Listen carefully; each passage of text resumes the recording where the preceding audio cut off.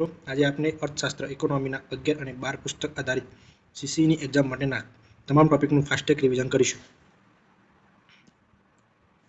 Chapter 1 અર્થશાસ્ત્રના મૂળભૂત ખ્યાલો. માનવ માટે વસ્તુ કેટલી ઉપયોગી છે તે બાબત વસ્તુનું કયું મૂલ્ય દર્શાવે છે? તો તેનો જવાબ છે ઉપયોગિતા મૂલ્ય. વસ્તુ કે સેવાના બદલામાં ચૂકવાતી નાણાકીય એકમ. સેવાના બદલામાં ચૂકવાતી નાણાકીય એકમ એટલે કિંમત. તમામ કુદરતી સંપત્તિ એટલે જમીન. સંપત્તિના કેટલા પ્રકાર છે? તો 2.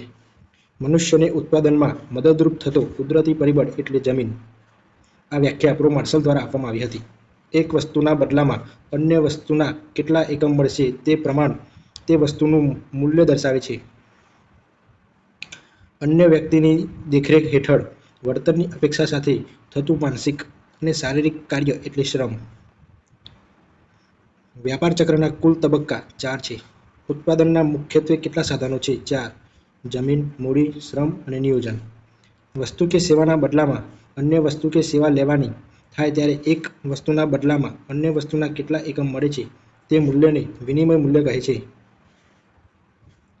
જે વસ્તુ કે સેવાના પુરવઠા પર કોઈનો અંકુશ ન હોય અને જે વસ્તુ કે સેવા સૌને જેટલા પ્રમાણમાં જોઈએ ત્યારે પ્રાપ્ત હોય તેવી વસ્તુને સર્વસુલભ વસ્તુ કહેવામાં આવે છે. જે વસ્તુના પુરવઠાને કાબૂમાં રાખી શકાય છે, જેની અછત છે, જેનું ખરીદ વેચાણ થાય છે તે તમામ વસ્તુઓ કે સેવાઓ આર્થિક વસ્તુઓ કે અછતવાળી વસ્તુઓ કહેવાય છે. સંપત્તિ. જે વસ્તુ ઉપયોગી હોય, અછતવાળી હોય, વિનિમય પાત્ર હોય, જેના પર વ્યક્તિગત માલિકી થઈ શકે તેને સંપત્તિ કહે છે. આ વ્યાખ્યા આલ્ફ્રેડ માર્શલ દ્વારા આપવામાં આવી હતી. એડમ સ્મિથ અર્થશાસ્ત્રને સંપત્તિનું શાસ્ત્ર તરીકે ઓળખાવે છે. સંપત્તિના લક્ષણો. ઉપયોગિતાનો ગુણ હોય છે, અછત હોવી જોઈએ, ભૌતિક બાહ્ય સ્વરૂપ હોય છે, વિનિમય પાત્ર હોય છે, ટકાઉપણાનો ગુણધર્મ ધરાવે છે. સંપત્તિના લક્ષણોના પ્રકાર. વ્યક્તિગત સંપત્તિ હોય અને રાષ્ટ્રીય સંપત્તિ હોય. આધુનિક ઉત્પાદન પ્રક્રિયાનું અગત્યનું સાધન એટલે મૂડી. સૌથી ગતિશીલ ઉત્પાદનનું સાધન એટલે મૂડી. અગતિશીલ સાધન એટલે જમીન. ઉત્પાદનનું માનવ સર્જિત સાધન એટલે મૂડી. ઉત્પાદનના સાધનોનું સંયોજન કરનાર નિયોજક. વળતર. નિયોજકને વળતર સ્વરૂપે નફો મળે, મૂડીના વળતર સ્વરૂપે વ્યાજ મળે, શ્રમના વળતર સ્વરૂપે વેતન મળે અને જમીનના વળતર સ્વરૂપે ભાડું મળે છે. વ્યાપાર ચક્રના 4 પ્રકાર છે: આકસ્મિક પરિવર્તન, મોસમી પરિવર્તન, દીર્ઘકાલી પરિવર્તન અને ચક્રવાત પરિવર્તન. જેમાં મોસમી પરિવર્તન એટલે ઋતુ આધારિત પરિવર્તન થતું હોય તેને મોસમી પરિવર્તન કહે છે. દીર્ઘકાલીન પરિવર્તન એટલે ચોક્કસ દિશામાં લાંબા સમય સુધી પરિવર્તન થાય તેને દીર્ઘકાલીન પરિવર્તન કહે છે. અને ચક્રવાત પરિવર્તન એટલે અધોગામી અને ઉર્ધ્વગામી અર્થે થતું પરિવર્તન. વ્યાપાર ચક્રના તબક્કાઓ: તટ, ઓટ, મંદી અને સુધારણા. ચેપ્ટર 2 માંગ, પુરવઠો, નાણું અને ફુગાવો. માંગ રેખાનો ઢાળ ઋણ હોય છે. હલકા પ્રકારની વસ્તુઓને ગિફન વસ્તુઓ કહે છે. માંગની મૂલ્ય સાપેક્ષતા 5 પ્રકારે છે. કિંમત અને માંગ વચ્ચે વ્યસ્ત સંબંધ છે. પૂરક વસ્તુઓ જોડાયેલી હોય છે. માંગ અને પુરવઠાનો નિયમ આલ્ફ્રેડ માર્શલે આપ્યો. માંગની વિતરણ રેખા નીચે તરફ હોય છે. આ રીતે ચોક્કસ સમયે અને કિંમતે ગ્રાહકની વસ્તુ ખરીદવાની ઈચ્છા શક્તિ અને તૈયારીને માંગ કહે છે. માંગની મૂલ્ય સાપેક્ષતા માપવાની પદ્ધતિ 3 છે. આ માંગની મૂલ્ય સાપેક્ષતાની વ્યાખ્યા આલ્ફ્રેડ માર્શલ દ્વારા આપવામાં આવી હતી. વ્યક્તિની આવક અને માંગ વચ્ચે સીધા સંબંધ હોય છે. માંગનું સંકોચન વસ્તુની કિંમતના ફેરફાર પર આધાર રાખે છે. વસ્તુની કિંમત અને પુરવઠા વચ્ચે સીધો સંબંધ છે. પુરવઠા રેખાનો ઢાળ ધન ઢાળ હોય છે. વસ્તુની માંગ પર સૌથી વધુ અસર કરનારું ખૂબ જ અગત્યનું પરિબળ એટલે વસ્તુની કિંમત. સંપત્તિનું પ્રથમ લક્ષણ એટલે ઉપયોગિતા. સંપત્તિનું અગત્યનું લક્ષણ એટલે વિનિમયતા. સંપૂર્ણ મૂલ્ય સાપેક્ષ માર્ગનું વાસ્તવમાં અસ્તિત્વ જોવા મળતું નથી.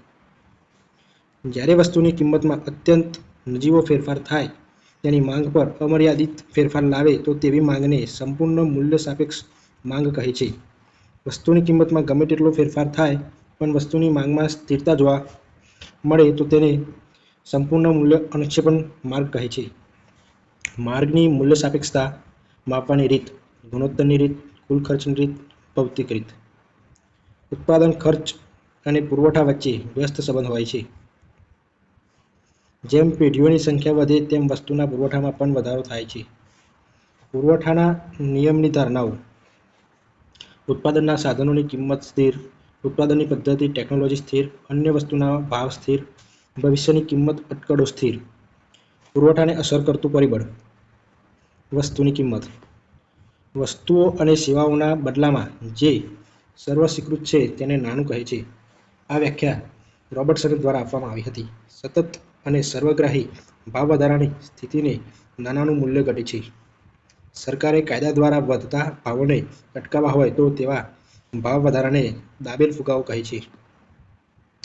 ફુગાવાની સાચી સ્થિતિ: અર્થતંત્રમાં સાધનોની પૂર્વ રોજગારી બાદ ભાવ વધે ત્યારે સર્જાય છે. કેન્સ દ્વારા જણાવવામાં આવ્યું હતું. ચોખા આપીને કાપડ મેળવવાની આર્થિક વ્યવસ્થાને સાટા પદ્ધતિ કહે છે. ફુગાવો એટલે અર્થતંત્રમાં સમયે સમયે માલ અને સેવામાં ભાવમાં આવતો સતત વધારો. ફુગાવો એ આર્થિક સમસ્યા અને નાણાકીય ધોરણો ધારણા છે. ફુગાવા સમયે ગ્રાહકની ખરીદ શક્તિ ઘટે છે. ફુગાવામાં ભાવ સપાટીમાં સતત વધારો થાય છે. વસ્તુના પુરવઠા કરતાં તેની માંગ વધી જાય તે સ્થિતિને ફુગાવો કહે છે. વાસ્તવિક આવક કરતાં નાણાકીય આવક વધારે ઝડપથી વધે તેને ફુગાવો કહે છે. ખૂબ વધુ નાણું ઓછી વસ્તુઓને પકડવા દોડે છે ત્યારે ફુગાવો સર્જાય છે. ખર્ચ વધારાના કારણે અમલી બનેલ ફુગાવાને ખર્ચ પ્રેરિત ફુગાવો કહે છે. માંગ વૃદ્ધિના કારણે અમલી બનેલ ફુગાવાને માંગ પ્રેરિત ફુગાવો કહે છે. માર્શલના મત મુજબ કોઈપણ સમયે, સ્થળે કે કોઈ વિશેષ તપાસ વિના જેના દ્વારા વસ્તુઓના સેવાઓનું વિનિમય થઈ શકે છે તે નાણું કહે છે. નાણાંનું સૌથી અગત્યનું અંગ વિનિમય માધ્યમ છે. ફુગાવાનું મુખ્ય કારણ: માંગમાં વધારો, ખર્ચમાં વધારો. નાણાંના કયા વિનિમયનો સારી રીતે સંગ્રહ થઈ શકે છે? સિક્કા. વસ્તુ વિનિમય પ્રથા એટલે વસ્તુ કે સેવાના બદલામાં અન્ય વસ્તુ કે સેવા મેળવવાની પ્રથા.